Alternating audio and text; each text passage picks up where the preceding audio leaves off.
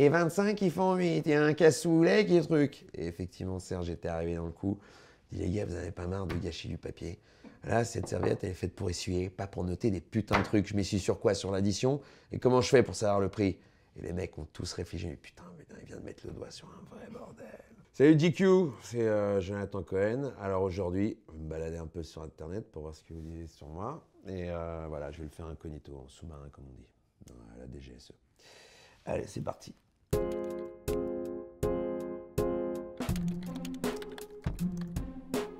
Donc on poursuit avec Wikipédia, un site quand même où je vais pas mal pour avoir des petites infos. Alors c'est parti. Après avoir échoué à son baccalauréat STT comptabilité, il se lance dans la vie active en travaillant dans un premier temps dans l'immobilier, puis comme vendeur de fenêtres. Tout est vrai. Voilà, tout est vrai. L'échec effectivement du baccalauréat STT. Bon, écoutez, c'est un mauvais choix d'études. J'étais nul en compta. En fait, j'ai suivi des potes qui me disaient Joe, viens en STT, on va gaulerie, c'est facile, tout le monde l'a facilement. Et en vrai, pas du tout. La compta, moi, j'ai rien capté alors que c'était coefficient 76 du truc, donc forcément, j'ai eu 4. Après, bon, j'ai réussi à avoir le rattrapage. Et après, il fallait effectivement rattraper une épreuve de comptabilité. Et j'ai supplié la dame qui me faisait passer donc le bac de me le filer, sinon je dormais dehors ce soir et ça n'a pas marché. Elle m'a mis 9, mettait 10, il y avait mon bac. Elle m'a mis 9, j'ai pas eu. Et puis après, effectivement, j'ai travaillé dans l'immobilier. C'était une catastrophe, j'étais très nul. Et après, dans les fenêtres, j'étais pas mal. Donc je me suis dit, ah, tiens, je suis pas tant un tocard que ça, je peux faire quelque chose de ma vie. Ça m'a rassuré. Mais si on avait fait un petit tour sur Twitter, ah, qu'est-ce que j'aime Twitter? Je déteste Twitter. Voilà, je vous le dis tout de suite. J'ai un vrai problème avec Twitter. Mais bon, on va créer un petit compte. Joko le foufou, 1984, alors que je suis né en 80, mais bon, ça brouille les pistes. Zlatan Ibrahimovic et Jonathan Cohen sur le même film, c'est donc ça le multiverse? C'était exceptionnel, moi j'ai pas tourné avec lui du tout hein, sur le Astérix, mais je l'ai vu, il est sorti de sa caravane loge, il fait 2,48 m, il a des bras, c'est des jambes, c'est des troncs. Il y avait Cassel, il y avait le Louche, on était là. Salut. On était tous méga impressionnés, il n'y en a aucun qui faisait le malin avec lui. Moi, je sais que j'ai sorti une petite blague, il a rigolé et ça a fait ma journée. Hyper impressionnant de voir Zlatan Ibrahimovic. Il a l'air très cool et très marrant. Jonathan Cohen m'a mis une tape dans le dos. Tu crois que je vais me laver? Écoute, franchement, vu que j'avais les mains propres, ça ne laissera aucune trace, ni sur tes fringues, ni sur ton corps. Donc, a priori, lave-toi, s'il te plaît. Ensuite, attendez, comment ça, Jonathan Cohen a 42 ans? Mais oui, c'est faux. Les 30... 31 ans? Non, j'ai 42 ans, putain. Oh, quel enfer. Pour moi, je pensais que déjà, quand tu avais 40 ans, bah, ça s'arrêtait là, en mode, c'est fini, on compte plus. Bah, en fait, on compte. Attention, hein, j'étais pas plus heureux à 20 ans. Hein. On va pas se mentir, 25, c'est pas les meilleures périodes de ma vie non plus. Donc au final, de vieillir, c'est cool. Tu t'aperçois en fait que tu es plus zen avec toi-même, tu arrives à mieux gérer tes angoisses, mieux gérer tes démons en fait. Et ce qui prenait une place démesurée quand tu es plus jeune, bah à 40 piges quand même, tu gères mieux. À 42. J'ai commencé à m'entraîner à être DJ quand j'avais 12 ans. C'est David Guetta ou Jonathan Cohen. On m'a beaucoup dit que qu'on avait la même voix, David Guetta et moi. Et en vrai, j'ai entendu ces interviews. Et effectivement, ouais, il y a un truc. Il y a un grain, il y a une manière de s'exprimer qui est pas loin d'être la mienne. David Guetta, c'est un grand monsieur. Hein. Et il a fait des tubes à gogo. Cet homme a fait danser la planète. Et il est français. Donc, cocorico. On débarque maintenant sur Instagram. Mais où s'arrêtera-t-il de état d'âme? Sky is the limit. C'est ce que j'ai envie de te répondre, état d'âme. C'était trop marrant que l'équipe m'appelle pour faire la une. J'aime beaucoup, beaucoup le tennis. Je suis plus tennis d'ailleurs que foot, même si je suis un tueur au foot. Pas du tout. Après, moi, je suis très MMA, tous ces trucs-là. UFC, c'est trop bizarre. Mais je suis le MMA depuis, enfin l'UFC entre autres, depuis quasi, j'ai envie de dire toujours en fait. C'est un truc de ouf. Avant c'était le K1, j'étais à fond K1, après c'était le Pride, j'étais à fond Pride. Je connais tous les gars en fait qui se pétardent. François Civil Photoshop. Non, la veine elle n'a pas été rajoutée en post-prod mon pote. Elle a été bossée en salle, photo juste avant la flamme, où vraiment, j'avais dit, il est tellement bête ce personnage, il faut au moins qu'il ait un attribut physique pour plaire aux meufs. Donc j'avais bossé comme un ouf, le body et tout, et là on était à la V2, V3, donc ça commençait un peu à se voir. Été, je suis en V4, V5, je suis vraiment, mais les potes qui n'ont pas l'habitude de me voir aussi gauler, ils font, mais gars, c'est quoi ça? Body Joe, il m'appelait. Et puis on a fait du kart avec les poteaux. Et sur un des tournants du kart, tes côtes, elles cognent contre les baquets en plastoc, tu vois. Donc au bout du 20e tournant et tout, que tu te prends comme ça et tout, j'entends me fait de la côte. Je peux pas faire de sport pendant un mois. J'en ai pleuré. Je suis passé de V6 à V2, V3, ce qui est quand même vraiment décevant par rapport à tout le taf. Mais bon, c'est le game dans le milieu de l'haltérophilie, ils le disent tous, ça arrive au plus haut. Donc je dirais faux. Toe shop. C'est grâce à Serge qu'on utilise les tickets de caisse, une vieille histoire. C'est pas faux, les gars. Parce qu'avant, c'était sur des serviettes. Et 25, ils font 8, il y a un cassoulet qui est truc. Et effectivement, Serge était arrivé dans le coup. Il dit, les gars, vous n'avez pas marre de gâcher du papier? Là, cette serviette, elle est faite pour essuyer, pas pour noter des putains de trucs. Je m'essuie sur quoi? Sur l'addition? Et comment je fais pour savoir le prix? Et les mecs ont tous réfléchi, mais putain, il vient de mettre le doigt sur un vrai bordel. Parce qu'en plus, les gars faisaient des erreurs. Tu sais, il y avait de la tache de sauce sur les prix. Donc des fois, des tables à 120 balles, bah, t'es à 12 balles, donc les gars se rendaient pas compte et tout. Donc en vrai, ils perdaient de l'argent. Et Serge est arrivé, il a mis le coup de pression et il a dit, voilà les gars, laissez-moi 4 heures et je vous trouve le moyen de faire des très très belles additions. Et voilà.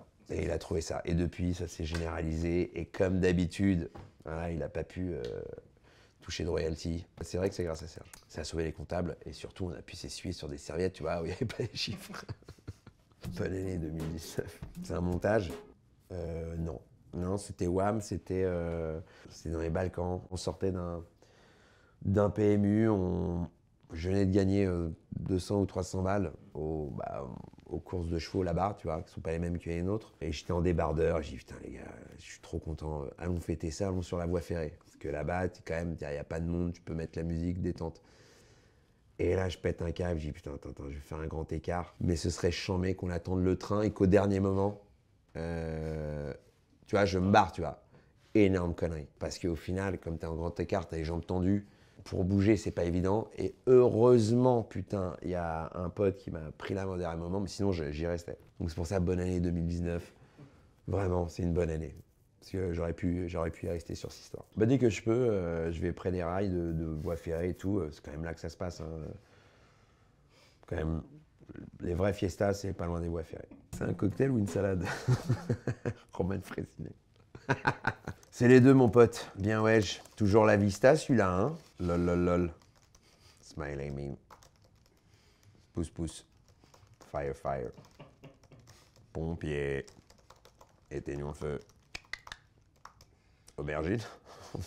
Et du coup, ton secret de beauté, c'est boire beaucoup d'eau ou dormir moins de 8 heures par nuit? Ni je bois beaucoup d'eau, et ni je dors 8 heures par nuit, ce qui est vraiment complexe. Donc je pense que je vais vieillir à un moment donné, le processus de vieillissement va vraiment partir très vite. Là pour l'instant il est un peu bloqué, mais quand il va partir d'un trait, et je vais tout de suite faire 90 piges. Déjà je ne m'hydrate pas assez, c'est une cata, tout le monde me le dit. Tu sais, tu vas avoir des médecins ou je vais voir des gars un peu naturopathes, des trucs, ils te font ça, touche là et ils savent que t'as pas bu.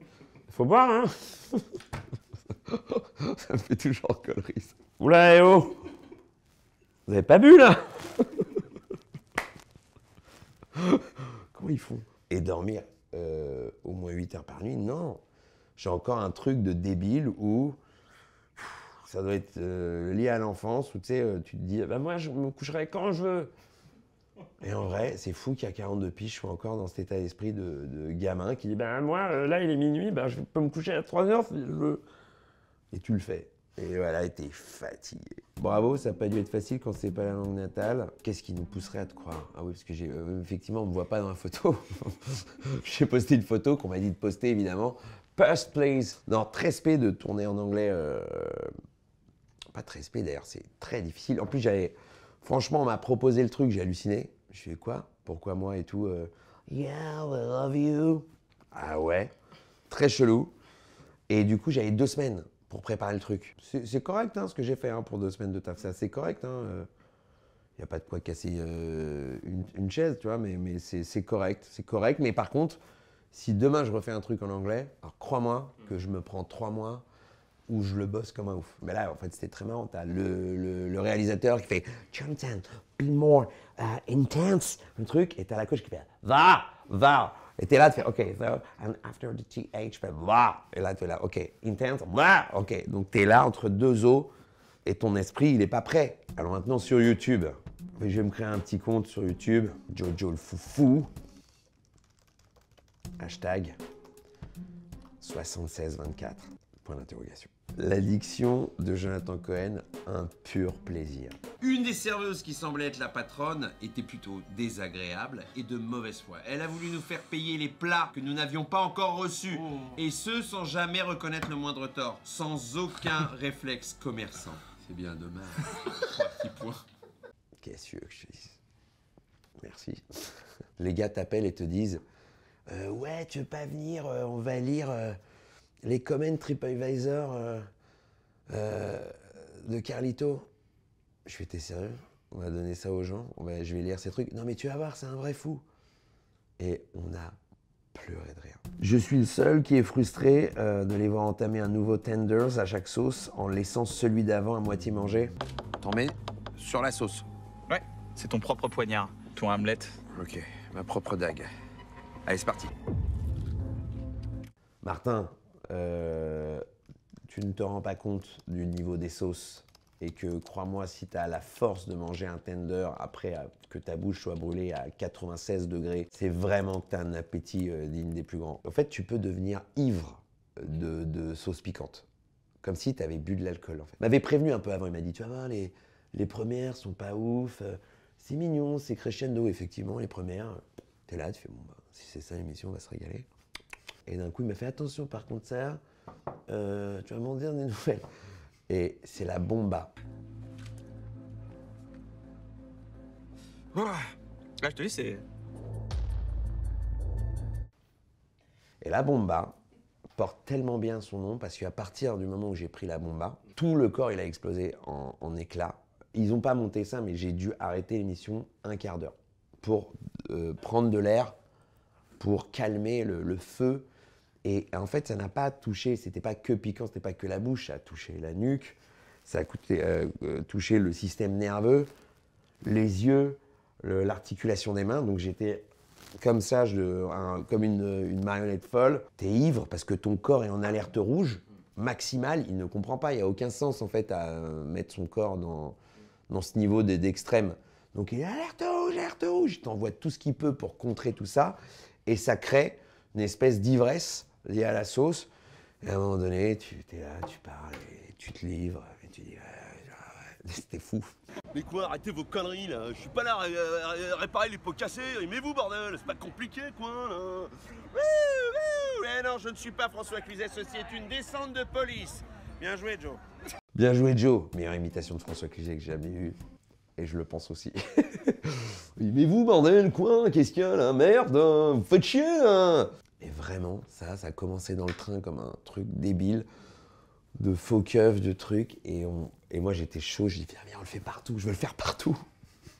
Je voulais le faire partout. Et Flo, après, m'a fait un petit montage en poteau, il a mis sur sa petite chaîne, même pas sa chaîne YouTube, il a mis sur un truc, il m'a envoyé, il fait, regarde ce que j'ai fait à la gaulerie.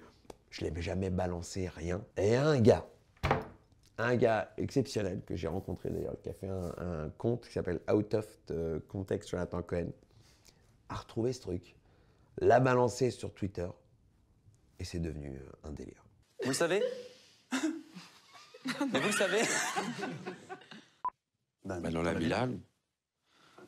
Dans la villa. Et en direction de son domicile.